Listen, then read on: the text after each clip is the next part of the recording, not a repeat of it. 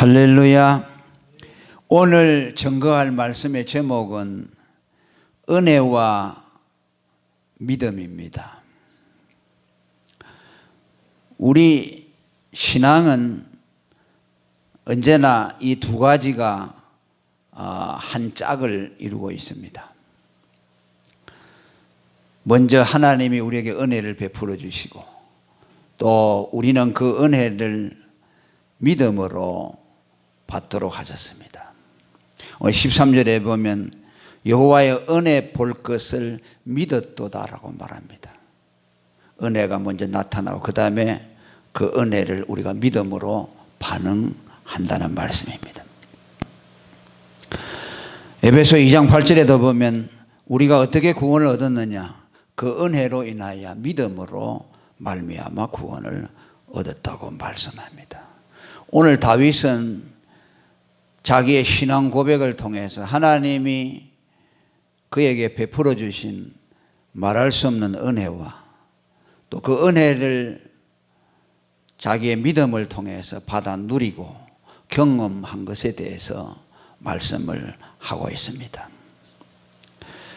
첫 번째, 그가 하나님으로부터 받은 은혜에 대해서 말씀합니다. 13절에 기록된 말씀을 보면 자기의 생존, 자신이 살아있음이 하나님의 은혜로 되어 있다고 고백합니다. 내가 산자의 땅에 있으며 라고 말씀했습니다. 이 산자의 땅은 이 세상을 의미합니다. 그래서 내가 산자의 땅에 있다 하는 말은 내가 살아서 이 땅에 살고 있음에 대한 실감과 감격을 표현하고 있습니다. 다윗이 이런 고백을 한 배경에는 지금까지 그가 숱한 죽음의 위기에서 하나님의 은혜로 살아남은 그야말로 구사일생의 경험에 근거한 것입니다. 수도 없이 죽을 수 있는 그 죽음의 위기를 다 넘긴 이후에 지금 자신이 살아있다는 사실에 대해서 감격하면서 하나님이 나를 그의 은혜로 이렇게 보호해 주셨다라는 고백을 하고 있는 겁니다. 죽음의 위협을 당해보지 않는 사람은 삶의 가치도 알 수가 없죠. 죽을 고비를 많이 넘긴 사람은 자신이 살아있다는 것에 대해서 감격할 수밖에 없습니다. 삶의 굴곡이 없이 그저 밋밋하게 살아온 사람들에게는 살아있다는 것에 대한 절절한 감격이 있을 수가 없습니다. 그런 사람들에게는 오히려 삶이 고통일 수가 있겠죠. 고통도 없고 굴곡도 없고 그렇다고 해서 대단한 희열도 없다면 그것은 살아있다는 자각을 갖기가 어렵겠죠. 오히려 그런 사람들은 빨리 삶을 마감하고 싶은 마음뿐일 것입니다. 자살하는 사람들이 그런 것 아니겠습니까? 너무나 고통이 힘들어서 자살하는 사람도 있지만 또 삶의 의미를 찾지 못해서 고통도 없고 어려움도 없고 모든 것이 다 평탄하지만은 삶에 대한 자각, 깊은 각성을 갖지 못하기 때문에 무의미한 삶을 더 이상 영위해봐야 아무런 의미가 없다는 생각으로 자살하는 사람들도 많다고 합니다. 그런 사람들에게는 내가 산자의 땅에 있다 하는 이런 고백을 할 수가 없겠죠. 전쟁터에서 다윗처럼 수도 없는 죽을 고비를 넘긴 군인이 전쟁을 다 끝내고 자기가 살아있다는 것에 대해서 실감하며 이런 고백을 할 수 있게 될 것입니다. 쉽게 말하면 내가 살아있네 라는 고백이겠죠.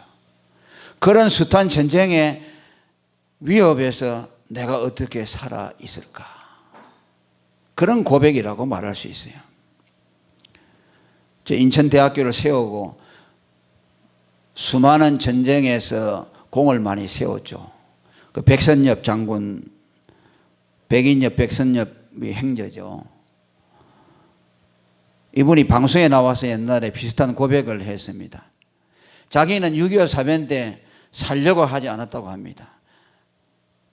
죽기를 각오하고 전쟁터에서 목숨을 내걸고 싸웠는데 수많은 전투 가운데 자기가 살아남았다는 것에 대해서 참 너무나 신기하다고 했습니다. 자기 주위의 동료들 중에는 살기 위해서 자기 몸을 사리고 살았는데 대부분이 다 죽어나갔는데 자기는 살아남았다는 것입니다. 그분이 예수를 믿는지 안 믿는지는 모르겠습니다만 저는 그 말을 들으면서 예수님이 마태복음 16장 25절에 누구든지 제 목숨을 구원코자 하면 잃을 것이요 누구든지 나를 위해서 제 목숨을 잃으면 찾으리라고 하신 예수님의 말씀이 기억이 났습니다. 다윗이 아마 예수님의 이 말씀처럼 살아온 군인이 아니었나고 생각합니다. 그는 목숨을 걸고 하나님의 뜻에 순종해서 전쟁터에 나갔지만 하나님이 그를 보호해 주었습니다.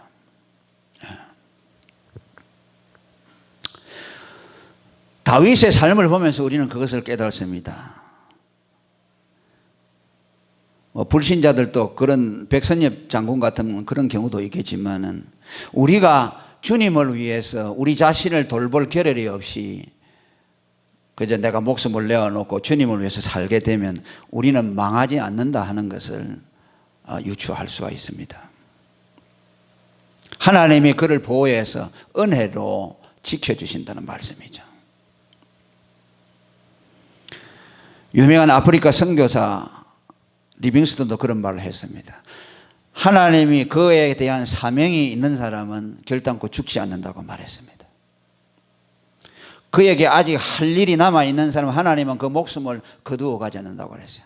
하나님이 그를 거두어 가는 것은 그에게서 하나님이 기대할 것이 없기 때문에 그의 목숨을 거두어 간다는 거죠. 우리는 세례 요한도 30세 약간에 순교했습니다. 그가 이 세상에 오신 것은 예수님의 길을 평탄케 하기 위해서 오셨죠. 예수님이 오시는 길을 예비한 이후에는 그가 더 할 일이 없었습니다. 그래서 그는 헤롯에 의해서 순교의 제물이 되었습니다. 예수님 역시 십자가에 달려 죽으시는 그 사명을 다한 이후에 이 땅에 있을 이유가 없죠. 하나님이 그를 데려가셨습니다. 다윗은 바로 하나님을 위해서 부름을 받아서 목숨을 내어놓기를 두려워하지 않고 전장터에서 살아왔지만 하나님이 그를 보호해서 그의 은혜로 살게 된 것에 대해서 기이한 생각을 가지고 지금 하나님 앞에 감사하고 있습니다. 내가 산자의 땅에 있으며 기가 막힌 고백이죠. 죽음의 고비를 넘겨보지 못한 사람은 이런 고백을 할 수가 없죠. 또 우리는 마태복음 6장 33절에 예수님이 하신 말씀을 상기하게 됩니다. 너희는 먼저 그의 나라와 그의 의를 구하라. 그러면 이 모든 것을 너희에게 더하여 주신다고 했습니다. 우리가 주님을 위해서 그분을 우선순위로 두고 살게 되면 하나님이 우리를 돌보아 주시고 우리의 필요한 모든 것을 공급해 주신다는 말씀입니다. 그리고 두 번째로 다윗은 그로 하여금 이 산자의 땅에 남아있도록 하게 한 것이 하나님의 은혜와 또 그 은혜에 대한 자신의 믿음이라고 고백하고 있습니다. 13절 후반절에 여호와의 은혜 볼 것을 믿었도다 라고 말씀합니다. 칼빈은 이 문장을 해석하면서 뒤에 기결문이 생략이 된 감탄사라고 해석을 했습니다. 여호와의 은혜 볼 것을 믿었도다 라고 다음에 말이 있다는 거죠. 그런데 그것을 시적으로 또 감탄사로 표현을 하기 위해서 그 문장을 생략했다는 말씀입니다. 그래서 칼빈은 그 생략된 문장을 이어서 이렇게 말했습니다. 내가 여호와의 은혜 볼 것을 믿지 않았다면 내가 멸망하였을 뻔했도다. 그렇게 해석을 했습니다. 내가 여호와의 은혜 볼 것을 믿었기 때문에 내가 지금 살아 있다는 말씀입니다. 다윗은 자신이 지금 생존하고 있는 것을 보니 하나님의 은혜가 그에게 나타났다. 하나님의 은혜를 고대하고 바랐던 그 믿음대로 그가 지금 살아있게 되었다라고 해석을 했습니다. 아주 합당한 해석으로 보입니다. 다윗은 하나님의 은혜 볼 것을 믿었더니 하나님이 그를 살려주었다는 뜻입니다. 그렇습니다. 하나님은 우리에게 은혜를 베풀어 주시기를 원하시고 우리는 그 은혜를 믿음을 통해서 받도록 하셨습니다. 이것은 성경의 영원한 원리입니다. 바꾸어 말하면 하나님이 은혜를 베풀어 주실 때 믿음으로 하답하지 아니하는 자는 그 은혜를 받을 수가 없다는 말씀이죠. 누가 태간 백성이냐라고 말하면 하나님이 주시는 은혜를 믿음으로 받아들이는 그 사람이 태간 백성입니다. 예정론을 말하면 많은 사람들이 질문합니다. 누가 예정을 받았습니까? 복음을 제시할 때에 그 복음을 받아들이는 사람이 하나님이 예정한 사람이다. 그래서 사도행전에 보면 하나님이 구원 주시기로 작정된 자는 다 믿더라라고 말합니다. 그러니까 하나님의 구원의 은혜를 비롯해서 그가 그의 백성들에게 베풀어 주시는 모든 은혜는 믿음을 통해서 받도록 했다는 말씀입니다. 믿음이 그만큼 중요하다는 말씀이죠. 믿음이 우리의 공로는 될 수 없지만 하나님이 은혜를 주실 때 믿음 없이는 그 은혜를 받아들일 수가 없다는 말씀입니다. 할렐루야. 우리가 구원을 받은 것은 하나님이 주시는 구원의 은혜를 믿음으로 화답했기 때문입니다. 찬송가 울어도 못하네, 힘써도 못하네, 참아도 못하네, 그러나 믿으면 하겠네. 주 예수만 믿어서 그 은혜를 힘입고 오직 주께 나가면 영원 삶을 얻네라고 말합니다. 주 예수만 믿어서 그 은혜를 힘입을 때 영원한 삶을 얻는다고 말합니다. 하나님은 우리를 구원하실 때 그 은혜를 제시하시고 그 은혜를 믿을 때에 우리는 구원에 참여하게 된다는 말씀입니다. 다윗은 자기의 생존이 하나님의 은혜로 말미암았지만은 그가 하나님이 은혜 베풀 것을 믿었기 때문에 하나님의 보호하심을 입었다는 말씀입니다. 자기가 만약 하나님의 은혜를 믿지 않았다면 하나님의 보호를 받지 못했을 것이라는 뜻입니다. 하나님의 은혜는 무궁무진하지만은 믿지 아니하는 자에게는 한 톨의 은혜도 임할 수가 없습니다. 다윗은 그를 살게 하신 하나님의 은혜를 믿고 그의 보호하심을 받음으로 믿음의 중요성을 우리에게 가르쳐 주고 있습니다. 오늘도 저와 여러분이 믿음을 가소평가하지 마시기를 바랍니다. 하나님이 은혜 주실 때 그것을 믿음으로 화답할 수 있기를 바랍니다. 로마서 10장 11절로 믿는 자는 부끄러움을 당하지 않는다는 말은 하나님이 은혜를 제시할 때 믿음으로 화답하는 자는 반드시 하나님이 주시는 은혜를 경험하게 된다는 말씀입니다. 그리고 여호와의 은혜 볼 것을 믿었다는 말씀에는 계시적인 의미가 있습니다. 여호와의 은혜를 본다는 말은 계시적인 의미로 해석을 한다면 그리스도가 오실 것을 믿었다는 뜻입니다. 성경에는 언제나 은혜와 그리스도를 연결지우고 있습니다. 누가복음 4장 19절에 주의 은혜의 해를 전파하게 하려 하심이라 하는 말씀은 그리스도가 세상에 오실 그 때를 전파한다는 말씀입니다. 은혜의 해가 임했다는 말은 그리스도가 오실 해가 가까웠다는 말씀입니다. 다윗은 그리스도에 대한 간절한 믿음을 가졌던 사람입니다.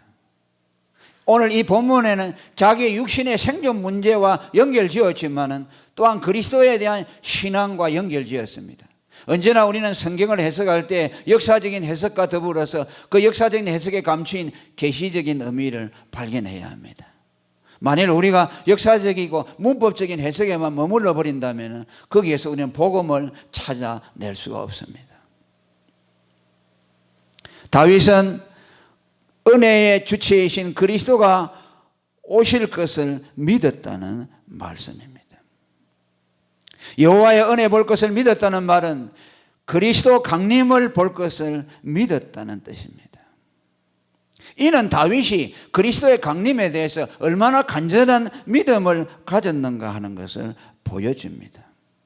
그리스도가 처음으로 오실 그것에 대한 믿음이 그저 먼 미래에 어느 때쯤 오시겠지라는 것이 아니라 자기 시대에 이루어질 것처럼 현실적인 믿음의 주제로 받아들였다는 말씀입니다. 오늘도 우리는 예수의 재림을 믿는 사람입니다. 그러나 대부분의 성도들은 아득한 미래에 내가 살아있을 동안에는 오시지 않겠지, 한 1000년 이후에는 오시겠지 라는 생각을 갖기 때문에 재림의 신앙이 현실적인 믿음이 되지를 못하는 거죠. 정말 참된 믿음을 가진 사람은 예수님이 언제 오실지 모르지만은 오늘 저녁에도 오실 수 있고 내일 또 오실 수 있다는 믿음을 가지고 그분의 오심을 철저하게 준비하는 사람입니다. 야고보서는 심판자가 문 밖에 서 있다고 말합니다. 그 말은 무엇입니까? 바로 너무도 가까이 와 계시다는 말씀이에요. 우리의 선배들은 다 그렇게 믿었습니다. 손장원 목사님은 하늘에 이상한 구름만 떠가도 내 주님 오실까 하며 주님 고대가를 부르면서 주의 오심을 대비했습니다. 우리는 다미 선교의 그 사람들이 잘못된 가르침으로 임박한 재림을 말함으로 그것이 얼마나 재림 신앙에 부정적인 영향을 미친지 모릅니다. 그것 때문에 예수는 오시지 않을지도 모른다는 거짓된 사탄의 음성을 거기서 듣게 했습니다. 우리는 그 사람들에 대해서 질타하지만은 어떻게 보면 그분들에게서 배울 것이 있습니다. 왜? 그분들은 예수의 재림을 현실적인 것으로 받아들였기 때문입니다. 날짜를 정해놓고 언제 오신다고 했기 때문에 잘못된 것이지, 너무 임박해 왔다는 것을 주장했기 때문에 잘못된 것이지, 주님이 자기 시대에 오실 것이라는 현실적인 신앙을 가졌던 것은 오늘 우리가 깊이 새겨야 할 내용입니다. 다윗은 예수님이 오시기 전에 수백 년 전에 살았던 사람이지만 그가 자기 생전에 그를 볼 수 있다는 믿음을 가졌습니다. 여호와의 은혜 볼 것을 믿었다는 말은 하나님이 보내주실 은혜의 주체이신 그리스도를 볼 것을 믿었다는 말씀입니다. 그러나 실상 다윗은 예수님이 초림하시는 것을 보지 못했죠. 그러면 그의 믿음이 잘못됐습니까? 그는 잘못된 신앙을 가졌다고 말할 수 있습니까? 그렇지 않습니다. 그는 믿음으로 이미 오신 것을 보았습니다. 다윗은 선지자로서 그리스도의 죽으심과 부활까지 믿음의 눈으로 보았습니다. 사도행전 2장 30절에 보면 그는 선지자라 하나님이 이미 맹세하사 그 자손 중에서 한 사람을 그 위에 앉게 하리라 하심을 알고 미리 보는 고로 그리스도의 부활하심을 말하되 저가 음부에 버림이 되지 않고 육신이 썩음을 당하지 아니하시리라고 말했습니다. 그는 믿음의 눈으로 그의 죽으심과 부활까지 보았습니다. 이는 다윗에게만 있는 것이 아니고 아브라함에게도 동일하게 발견됩니다. 요한복음 8장 56절에 너희 조상 아브라함은 나의 때 볼 것을 즐거워하다가 보고 기뻐하였느니라고 말합니다. 이것도 현재 완료형으로 말합니다. 아브라함은 예수님보다 2000년 전의 사람입니다. 예수님이 온 것을 어떻게 보았습니까? 그러나 그는 믿음으로 보았다고 선언합니다. 왜? 그리스도의 강림을 너무나 간절하게 고대했기 때문이죠. 그것을 현실적인 것으로 믿었다는 겁니다. 반드시 내가 살아 생전에 그분을 볼 것이다라는 믿음을 가졌습니다. 그것이 실현되지 않았다고 해서 우리가 그를 광신자라고 할 수 있습니까? 그 믿음이 참된 믿음이에요. 오늘 우리들도 주님이 언제 올지 모르지만 내 생전에 내가 그분의 오심을 볼 것이라는 믿음을 가져야 합니다. 그리고 그분의 오심을 준비해야 합니다. 지금까지 안 오셨는데 언제 오시겠어? 그 믿음은 마귀의 음성입니다.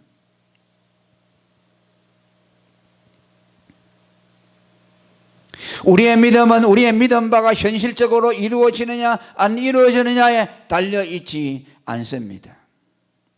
우리의 믿음 바가 내 현실에 이루어지지 않는다고 해서 우리의 믿음이 또한 약화되어서는 안 됩니다. 왜? 믿음이라는 것은 언제나 소망과 함께 하기 때문입니다. 소망이 있는 사람은 그것이 자기 현실에 이루어지지 않아도 결코 낙심하지 아니한다는 말씀입니다.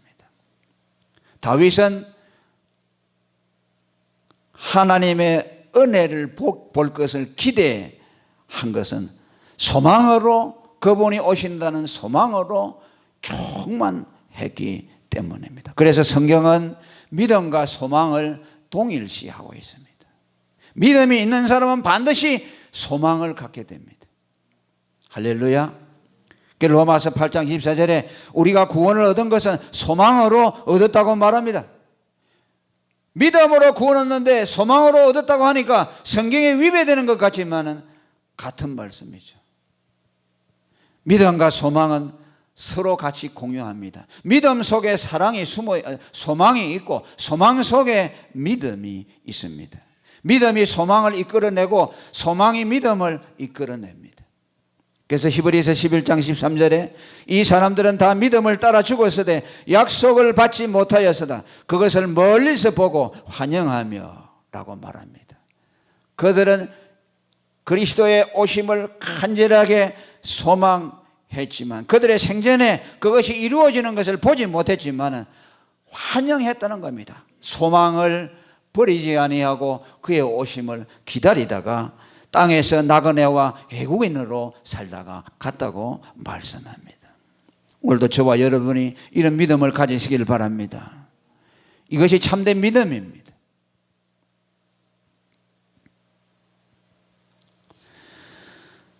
그 다음에 14절에 세 번째 말씀을 우리에게 줍니다. 믿음의 담력을 가질 것을 요청합니다.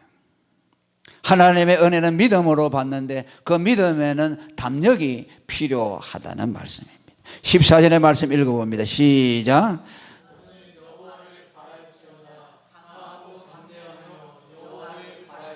할렐루야.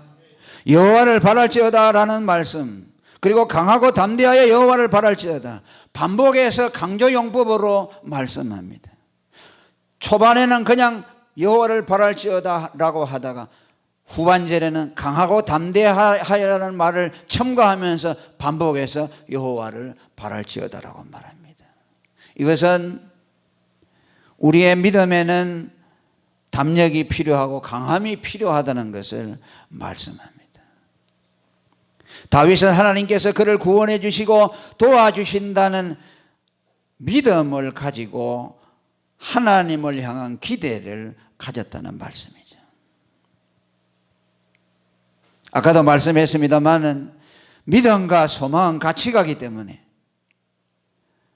여호와를 바란다는 말은 그분에 대한 믿음이 있기 때문에 믿음의 담력을 가지고 그분에게서 도움을 기대한다는 말씀이죠. 히브리 11장 1절의 말씀대로 믿음은 바라는 것들의 실상이요 보지 못하는 것들의 증거라고 하신 말씀처럼 믿음과 소망을 함께 엮어 놓았습니다. 우리 예수 믿는 사람은 하나님의 은혜를 당연히 받아들이고 믿음으로 화답해야 되겠지만 우리는 죄인이기 때문에 때때로 죄로 인하여 양심이 약해질 때에 우리의 믿음도 약해집니다. 그렇기 때문에 하나님은 우리의 믿음의 담력을 가지라고 곳곳에 요청하고 있습니다. 어떤 때는 그 믿음이 강하야 정말 하나님을 본 것처럼 믿기도 하지만 또한 우리가 범죄하고 우리의 양심이 약해질 때에 믿음의 담력이 약화되어집니다. 그럴 때마다 우리는 오늘 다윗이 우리에게 하신 말씀을 기억해야 합니다. 너희는 강하고 담대하여 여호와를 바랄지어다라는 이 말씀을 상고해야 합니다. 베드로전서 1장 13절에도 베드로 사도는 동일하게 말씀합니다. 너희 마음의 허리를 동이고 근신하여 예수 그리스도에 나타나실 때에 너희에게 가져올 은혜를 온전히 바랄지어다라고 말합니다. 예수님이 나타나실 때 우리에게 갖다 줄 변화, 영화된 몸으로의 변화와 그리스도와 동일하게 됨과 썩지 아니할 것으로 다시 있게 되는 그 변화에 대한 기대를 가지라는 말이죠. 어떻게? 마음의 허리를 동이고 근신함으로라고 말합니다. 이 말씀은 새 번역에 적당하게 잘 번역했습니다. 마음을 단단히 먹고 정신을 차려서 하나님이 주실 은혜를 기대하라는 말씀입니다. 오늘 저와 여러분들이 믿어라, 하나님이 은혜를 주실 것을 확신하라, 하나님이 당신을 어렵다고 해 주신 것에 대해서 확신하라고 말할 때 그것을 받는 사람들에 따라서 차이가 납니다. 여전히 자기 양심과 자기에게 기준을 두고 있는 사람은 그 말씀을 들어도 담대한 확신이 생겨나지 않습니다. 그러나 자기 자신에게 근거를 두지 않고 하나님의 약속하신 말씀과 그리스도의 의에 기준을 두고 있는 사람은 그 사람보다 더 많은 확신을 가질 수가 있어요. 어제도 어떤 분이 대전에 사시는 분이 유튜브 설교를 듣고 저에게 상담을 해왔습니다. 제 설교를 듣고 이런 고백을 했습니다. 그분이 이 설교를 들으실 수 있겠죠. 매주 들으신다고 하시니까. 그래서 제가 그렇게 말했습니다. 그리스도의 은혜를 의지하라고 말했습니다. 늘 여러분들에게 하는 설교죠. 우리가 우리 자신을 바라볼 때는요, 낭망할 수밖에 없어요. 신앙은 우리 자신을 보고 성찰하는 것이 아닙니다. 그래서 나는 신앙을 자기를 성찰한다는 것에 대해서는 정당한 용어라고 생각하죠. 우리는 우리 자신을 성찰하는 사람이 아니고 내 자신에 대해서 잊어버리고 그리스도의 의를 바라보는 사람입니다. 우리 자신을 바라보는 데서 시선을 떼지 않는다면 우리는 절대로 확신을 가질 수가 없어요. 다윗이 오늘 우리에게 너희는 강하고 담대하라는 말씀, 강하고 담대하여 여호와를 바랄지어다라는 말씀은 무엇에 근거를 두고 있느냐? 우리가 어디에다가 근거를 둘 때에 그분의 도움을 바랄 수가 있겠는가? 그것은 오직 한 가지입니다. 무엇입니까? 은혜입니다. 13절에 다시 우리는 돌아가서 주목해야 됩니다. 13절 읽어봅니다. 시작.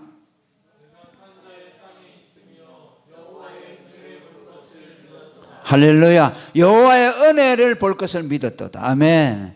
다윗이 하나님의 도움을 기대하고 도움을 받은 것은 무엇이라고 말합니까? 여호와의 은혜라고 말씀합니다. 여호와를 바라라는 말은 다른 말로 하면은 여호와의 은혜를 기대하라는 말씀입니다. 하나님의 도우심의 은혜를 기대하라는 말씀입니다. 하나님이 우리를 도와줄 것이라는 그 믿음은 어디에서 생겨나느냐? 하나님의 은혜에 전적으로 기대는 그 믿음에서 생겨난다는 말씀입니다. 내 자신을 바라보지 않고 하나님이 값없이 베풀어 주시는 그 은혜에 우리 자신을 기댈 때에 거기에 하나님이 나를 도와주신다는 담대한 믿음을 갖게 된다는 말씀입니다. 히브리 4장 16절에도 정확하게 말합니다. 우리가 하나님께 나아가는 목적과 동기가 모두 은혜라고 말씀합니다. 우리가 긍휼하심을 받고 때를 따라 돕는 은혜를 얻기 위해서 은혜의 보좌 앞에 담대히 나아갈지어다. 3번 반복됩니다. 우리가 하나님의 긍휼을 입는다고 말씀했습니다. 또 때를 따라 돕는 은혜를 입는다고 말씀했습니다. 그리고 그 은혜를 얻기 위해서 어디를 가느냐? 은혜의 보좌 앞에 간다는 말씀이죠. 전부 은혜로 일관되어 있습니다. 네가 은혜를 필요로 하느냐? 은혜의 보좌 앞에 나가라는 겁니다.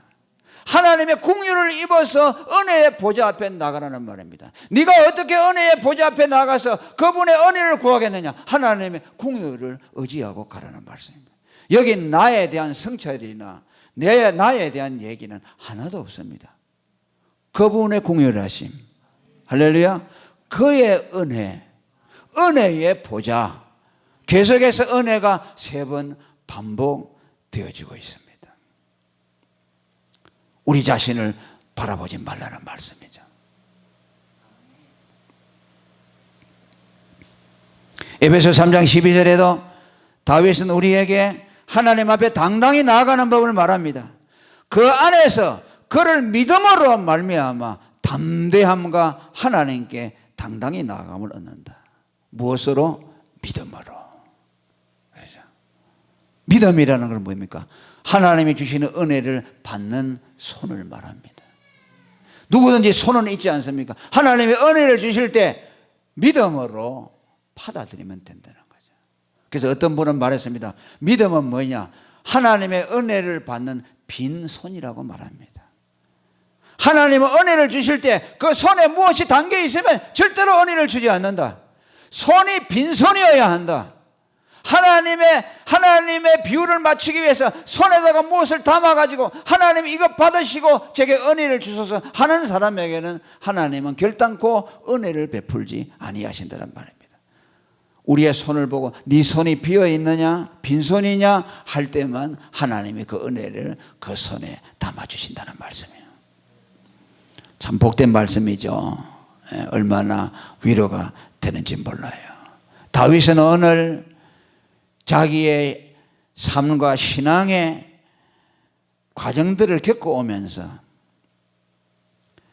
수많은 전쟁과 죽음의 위협 앞에서 자신이 살아있다는 그 자체가 하나님의 은혜라는 것을 말씀하고 있고, 그리고 그 은혜는 하나님에 대한 믿음, 그분이 나를 도와주실 것이라는, 나를 보호해 주신다는 은혜에 대한 믿음이 하나님의 은혜가 그에게 머물도록 했다는 것을 말씀합니다.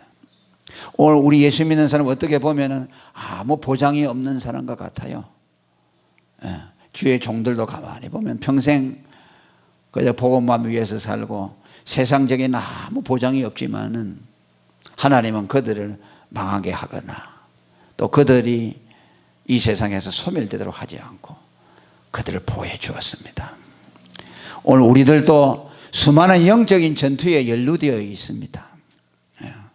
오늘 또 우리는 이 다윗의 삶을 보면서 다윗이 하나님을 의지하고 그의 은혜를 바람으로 생존하고 하나님의 모든 필요의 공급을 받아서 그에게 부족함이 없이 그의 삶을 영위할 수 있던 것처럼 오늘 저와 여러분도 그런 믿음을 가질 수 있기를 바랍니다. 그래서 내가 평생 주님만 의지하고 살았더니 내 삶은 결코 망하지 않고 나의 삶을 하나님의 기름 되치게 하시고 복되게 하셨다는 것을 많은 사람들에게 간증할 수 있는 저와 여러분이 되기를 축원합니다. 통성으로 기도하겠습니다.